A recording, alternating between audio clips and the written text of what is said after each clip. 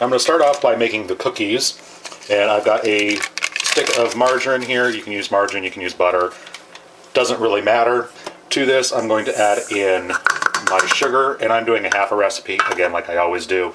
But the full recipe will be linked down below. And I'm just going to cream this together. Once that's creamed together and nice and fluffy, I'm going to add in my vanilla. I'm also going to crack in an egg. And I'm going to mix this until it is just incorporated. And while this is going on low speed, I've got my flour here that I've already mixed my baking soda, baking powder, and salt into it. I'm just going to slowly add this.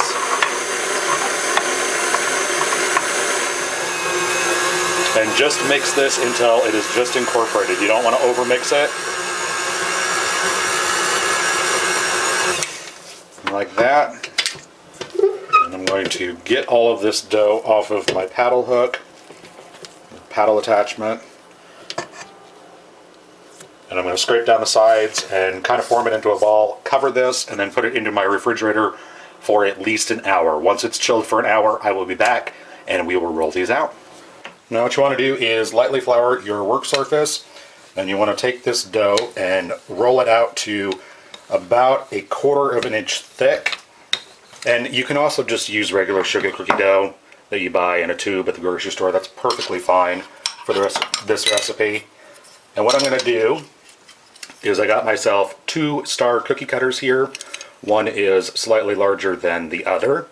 I'm going to take the large star, and I'm going to cut out my cookies here. And then once you got your cookies cut out, you want to go ahead and take the excess dough from around the edges there, and just get yourself a spatula and work this dough up off the counter, and then put your cookies onto a foil lined cookie sheet. Now most of the recipes out there say to use a Silpat. Most people don't have these. I found foil works just perfectly fine, so that's what I'm using. So I'm going to go ahead and get the rest of these cookies on my cookie sheet.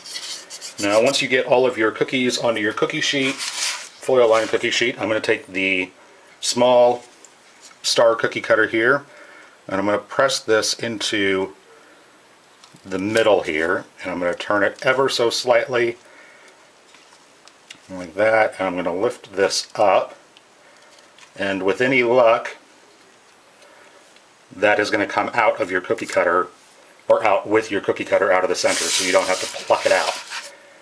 So let's see if I can get another one to come out with the cookie cutter.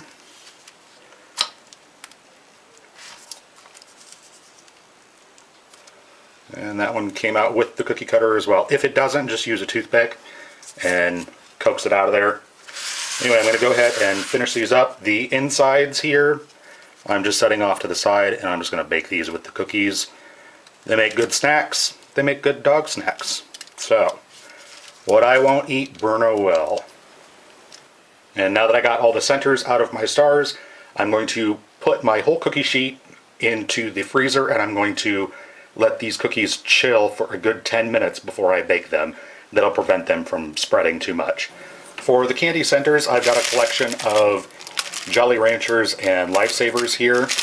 And most of these recipes for stained glass cookies call to grind this candy up into a powder or into little chunks or whatever.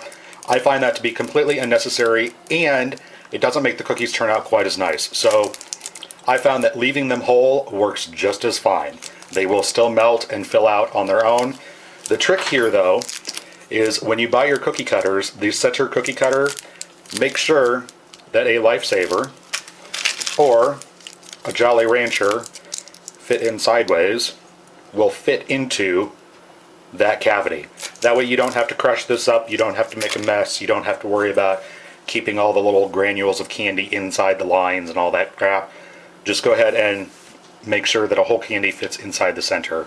And once your cookies have completely chilled, or chilled for at least 10 minutes or so, you're going to take your candy that you have unwrapped, obviously, and you're going to plop one in the center of each of your cookies. just like that.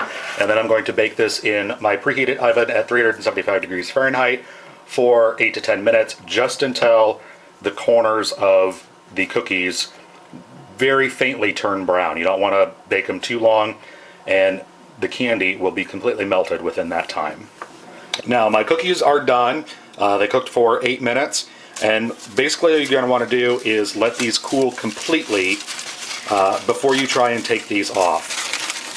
Because we put them on foil, they should just peel right off. I'm going to go ahead and get the rest of these peeled off, and then I'm going to start decorating them.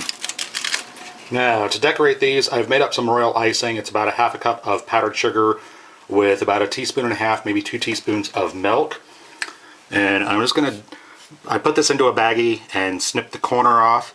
And all I'm going to do to decorate these is put some dots, turn the bag around, put some dots around the inside edge.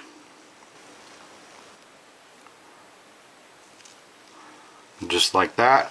And then I'm going to do a solid line around the outside.